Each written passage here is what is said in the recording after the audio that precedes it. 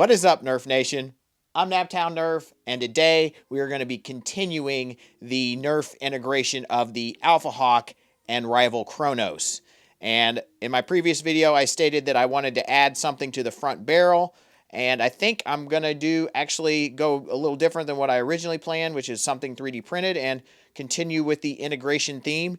And I spotted a Sledgefire thrifting, and I had a very interesting idea that this may work out nicely, and we'll probably use some more Kronos to kind of combine the two and make them hopefully flow seamlessly. So that's going to be pretty awesome. We're also going to be adding a Sls Nylon Pusher that this kit comes with now, but I got one of the very first ones and it didn't have that, so we're going to install that. We're going to upgrade the spring power with this new turf spring that they were so kind to send me, the Pro RX. This is getting like 160 FPS with rival, so this should do really well shooting halfling darts, and excited to see what this thing can do. All right, you guys, I just want to first, before we do anything with this blaster, thank you guys so much for the support on my part 1 of this integration that I've literally probably spent almost 2 years on now. That's really helped to motivate me to continue on with this project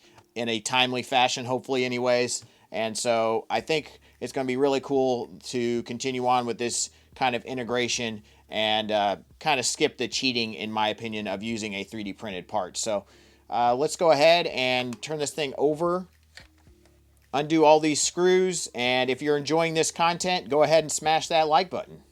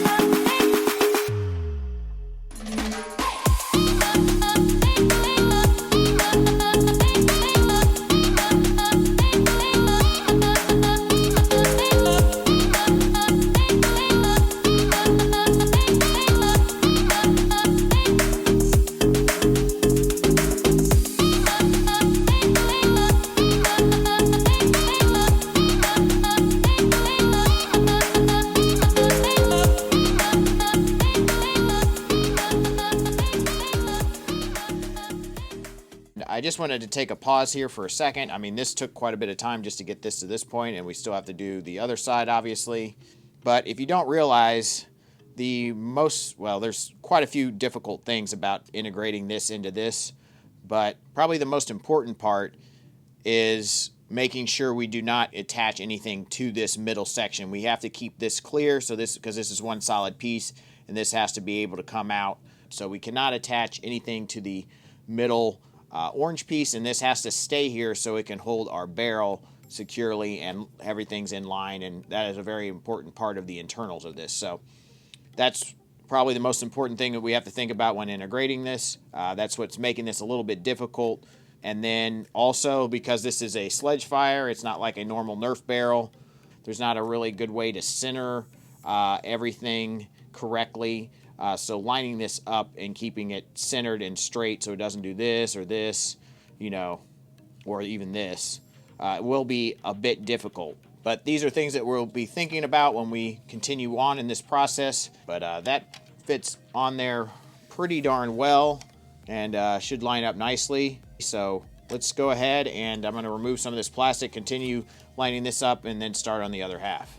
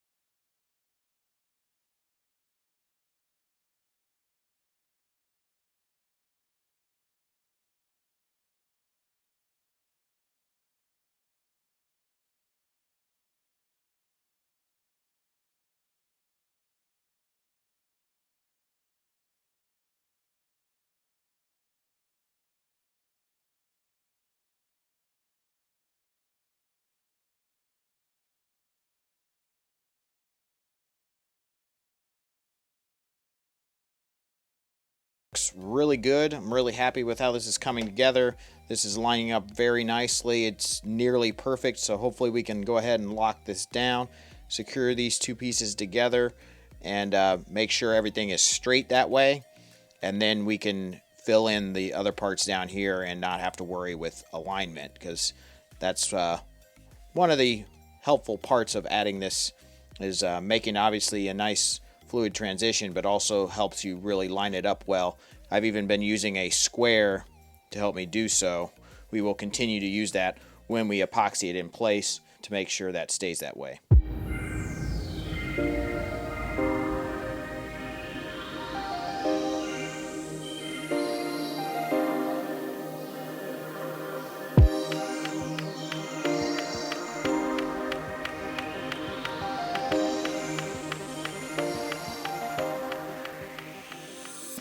I'm going to take this part from a Rapidstrike, which kind of sucks that I don't have a Rapidstrike partially cut up or anything, and that I need to just basically gut this whole thing just to steal this gray section here.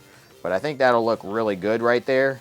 So we're just going to snag that and see if we can integrate it into there.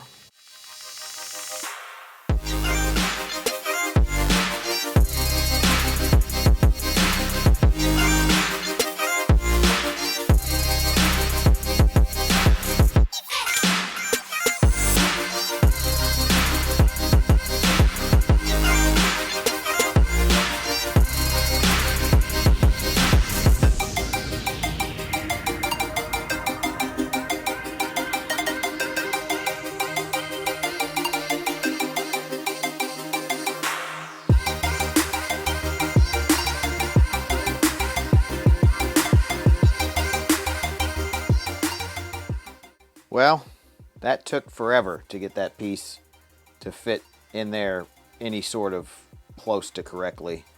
A lot of patience, a lot of testing and checking. It's not easy trying to do things like that, but once they get done, it's worth the time.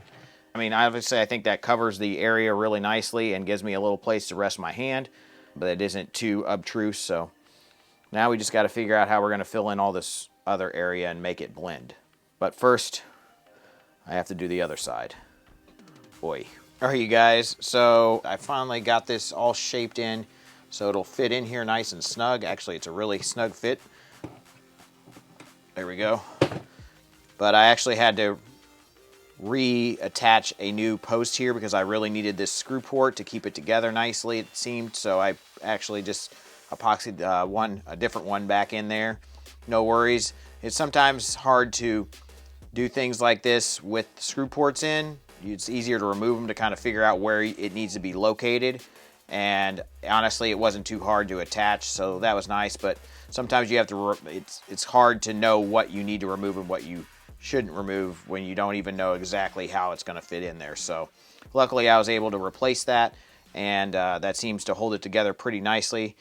All right, so I went ahead and created a little piece to fit in that area. I actually stole that from my other Kronos, this section right back in here, and this part right here, removing these ribs, which makes it flow, I think, a little bit better and will make it integrate a little easier. We'll have to fill in that top part there, but I didn't really get any of that on video because all this stuff is very tedious, and, you know, like I've said before, lap cams, not really probably what you guys want to see. I mean, I kind of keep that stuff for my Patreon-only content. Probably would get demonetized if I showed something like that on my YouTube channel, so we won't be showing any lap cams here. But yeah, feel free to subscribe to Patreon if you want to see that kind of content. No, I'm joking, guys. You won't see any of that on my Patreon either. I'm sure that's not what my Patrons pay to see, but they do get to see sneak peeks of the process like this, so that's pretty cool. So do feel free to support me there, but we will go ahead and make another one of those out of this guy for the other side and then fill in the rest of these areas. But yeah, I think this is going to look pretty good.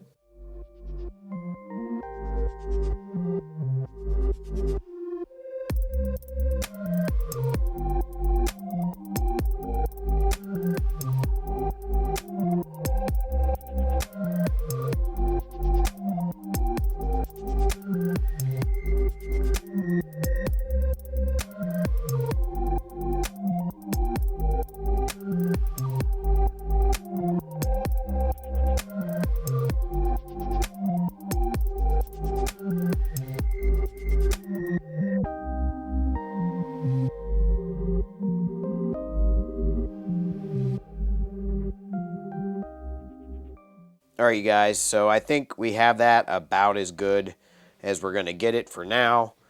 So we should be ready to epoxy it on, but that took a ton of work. Sculpting in plastic is a very tedious and time-consuming process. You just have to really take your time with it. You just have to take off plastic little by little. That's mainly why I was using files. I used the Dremel to get it roughed out and then file it down to that final state. And you can take off quite a bit of material with some files, so it won't take too long, but a Dremel just usually melts the plastic and just doesn't do a very clean job. So you kind of want to be careful how much you use a Dremel, in my opinion. File work is the way to go. So we'll go ahead and mix up some epoxy and lock this thing in. Whoa, I think that was too much.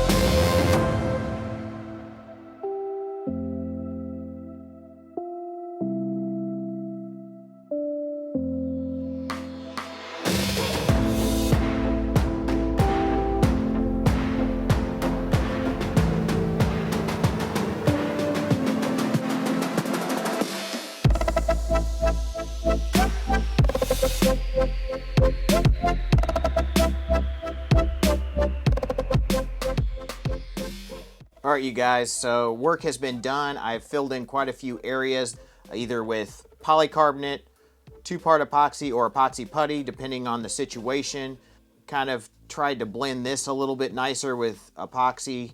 Filled in this with epoxy putty, obviously that with the screw port there with epoxy putty that we aren't using.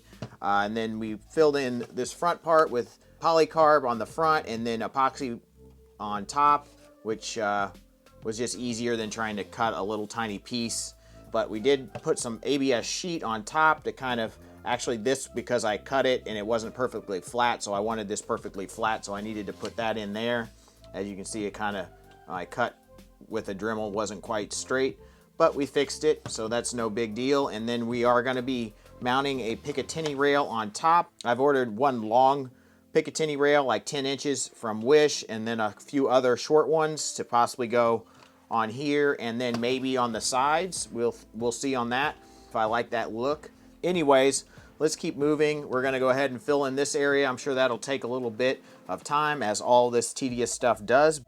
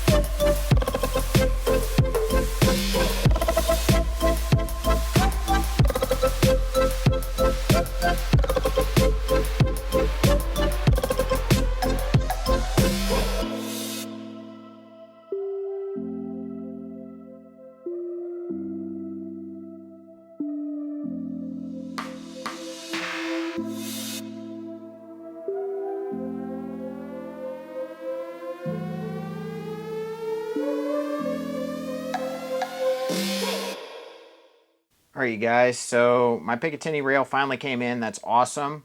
And now I'm trying to figure out exactly what I want to do with the top rail. Obviously, I would love to have Picatinny rail on top, but this makes it very difficult to do so and is causing me some issues. I'm figuring out exactly how I want to proceed. The option that I was originally thinking about that would work the best is actually put the Picatinny rail like on top here, raising the level of this up with some polycarbonate about like this thick, making it flush with that and filling in everything I needed to, obviously, so it could still come apart. And then mounting the Picatinny rail on top of this level, which would also require me, because I want to keep the same style of Picatinny rail, and this is the only long length of Picatinny rail I could find that was anywhere close to long enough up here, and then I could not find any more that was this same design in shorter sections, so I'll have to cut this down if I want to keep the same style anyways. And I could actually do longer if I wanted to. I could extend this thing if I wanted to, if I keep it on top of here, because we cannot lose this screw port. That is the reason for all this struggle, is because mainly is this screw port is essential. This whole area actually is essential to moving the plunger tube and pusher mechanism back and forth. The only reason why I don't want to do this is because it's going to raise the level of this really high. This is just an example of where it will be approximately. And it's just, the rail is just way too high and doesn't really look good up here. So I'm not real sure. I'm honestly thinking I'm not going to do that because it's just ugly in my opinion. It just doesn't look right with this. I really would like this to honestly be at this level that it is now, or maybe just a touch higher I could deal with. And I think I'm going to have to go with that. So hopefully this works. I'm going to remove all the top parts of this rival rail and then lay it right on this surface. I can't go all the way flush because I will have no way to secure my Picatinny rail underneath. I need this little gap here because these guys actually fit in there perfectly, and that will keep it above the level of not rubbing on the top of this surface. So obviously we don't want that, and that's why you can't put screws down through here or anything. You can't lock it down anyway. So I need that gap there to be able to secure my Picatinny rail, and then obviously still be able to take the blaster apart and whatnot for painting and for maintenance and assembly and everything.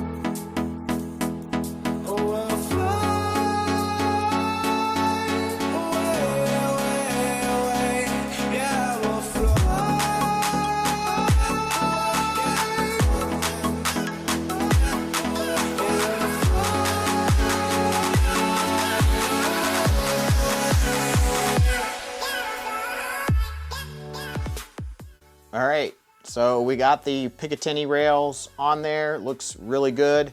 I got it as level as I possibly could, as flat as I possibly could. I had to put a little polystyrene on top of the front part here because it was a little bit lower for whatever reason than the back part to get it as level as possible, but seems to be pretty good there. Now we're going to have to do a lot of filing and sanding to get this edge all nice and lined up with this angle here on both sides. Get this flat and just make everything look seamless.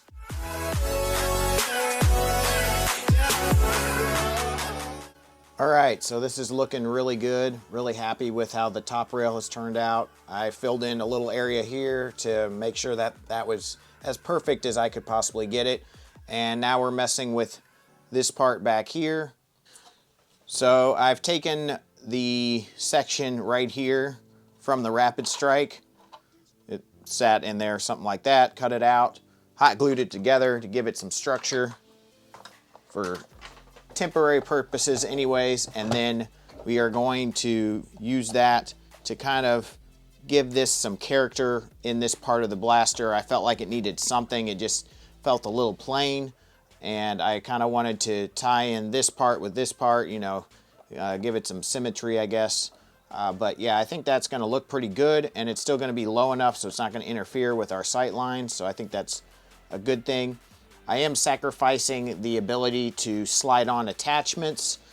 So that's one small downside, because if I wanted it to slide on, I'd have to move this back pretty far, and I just didn't really care for the look of it. My guess is whatever sights I decide to end up with on here will be permanent. I can always put those on while assembling the blaster, and then you can just be on there. So that's one small downside, but something that I did think about. But nevertheless, we're gonna try to put that on there somewhere, and then we are going to, I probably am gonna use a 3D printed piece. I've messed with this one. I'm probably gonna print another one and fill in this area back here, and then it should kind of fill in this line, because I've never really cared for this look, this part in between the priming handle and this part. This is a nice filler piece that is free on Thingiverse, so I might try to use part of this anyways to kind of fill in the weirdness there. But yeah, I think we're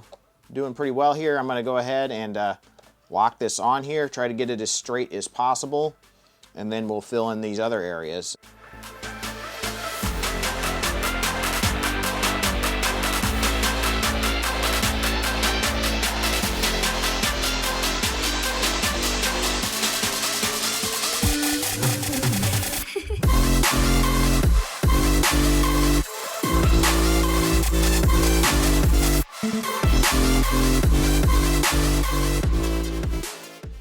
All right, you guys, so the integration work is complete finally. Man, that took a lot of time to do. I think I spent like 3 months just working on this front barrel and the top Picatinny rail and all that. I mean, so much work goes into a blaster like this, so hopefully you guys could realize that from my time-lapse footage, and hopefully you guys got some nice pointers if you're trying to do some integration work of your own. I do make these videos for both enjoyment and for knowledge.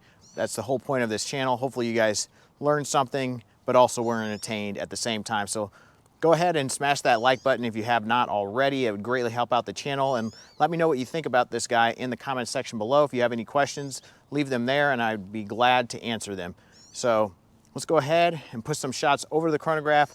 I did go ahead and install that Pro RX spring in here, and man, that is a beastly spring. If I do say so myself, we do have the new Sls Nylon Pusher installed in there, so we should be more durable than ever. Performance shouldn't really change because of that though, but that is just a more durable pusher.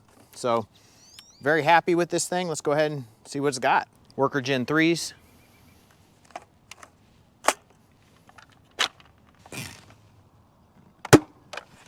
Ooh, that sounded nice. 186.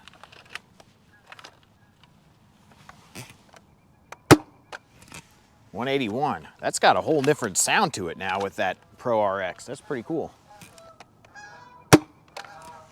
207.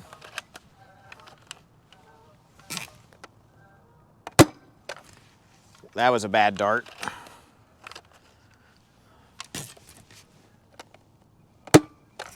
199.